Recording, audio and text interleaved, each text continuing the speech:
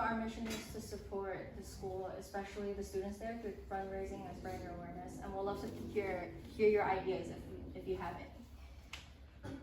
So, this is just some quick background information on the school. So over the years, lots of families have left the suburban village to search for better lives in the future, and so they moved to bigger cities. Only 120 students are at Sinfeng Township School due to the urbanization, and over 70% of the students are single-parented or left behind children. The term left behind children is basically like their parents go to bigger cities to get to earn more money for their children's future better education, so they leave them with their grandparents, and so they're left behind children. And there's also a loss of cultural heritage in rural communities, and there's an urban-rural inequality because people that are moving from rural areas to urban areas, the recruiters there might view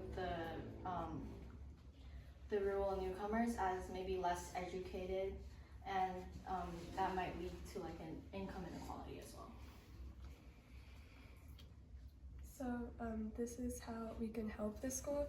So we currently have some ideas, we might create merit and need-based scholarships, basically to provide a small amount of money to different students who need it in the school. And also we might create a social support and emotional and social support community for the students who are undergoing a lot of stress. This is how you can help.